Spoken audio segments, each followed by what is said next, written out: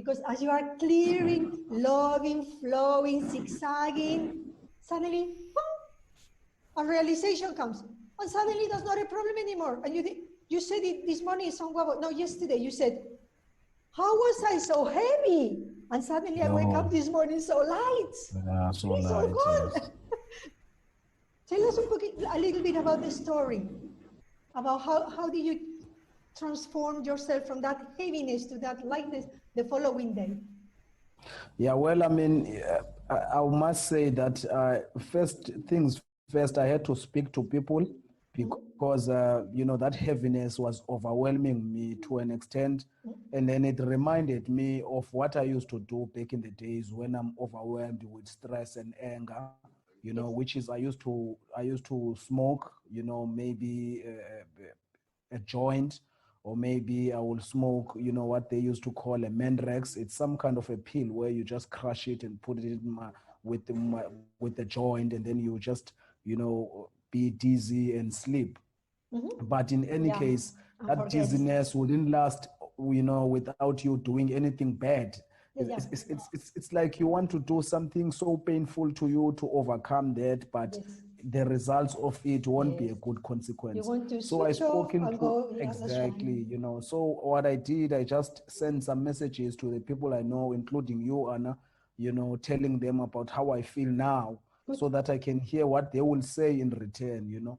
And what they said in return, I had to look into it and look into the fact that is so deep and comforting, including your messages that you also send. A lot of the people also send some messages. After my calm, I just felt like maybe lay in my bed and see if this pain will just get off on its own. It didn't get off until I fell asleep. But now when I woke up in the morning, I thought that maybe I will remember it. Well, of course, I did remember it because I know it was something that was happening within me. But then again, it was not a drive of my mind. My drive was to wake up and go jog, listening to my music, and then coming back and also thinking of ahead there in my mind, because it was yesterday, but it does not take control of myself anymore now. It's not gripping. It's being released. So it's not owning you. It's being present softly. I agree with what I mean. I understand what you're saying and maybe relate on some levels, and it all sounds pretty good.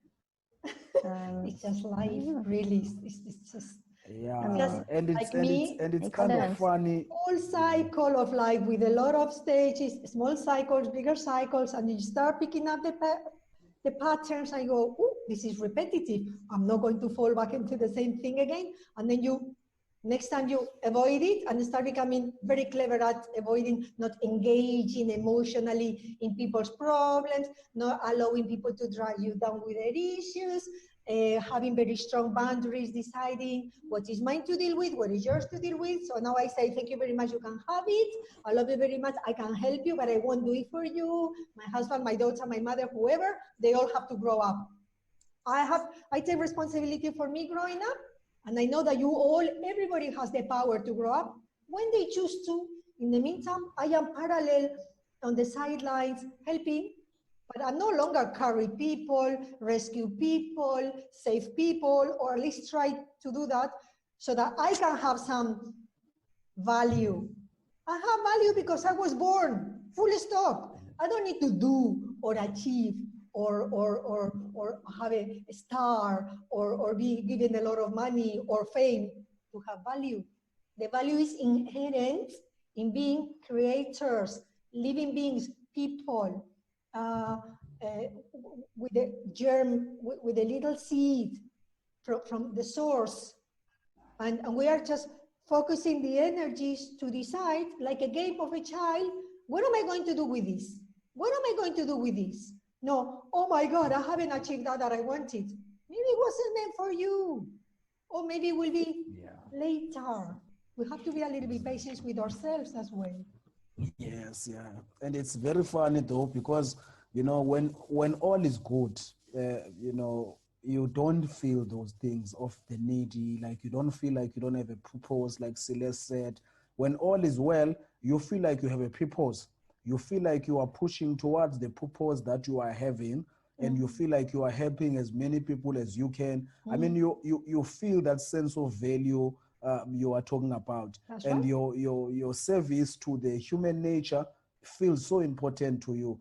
But it's very, very strange that when something bad happens to you, you kind of feel hopeless.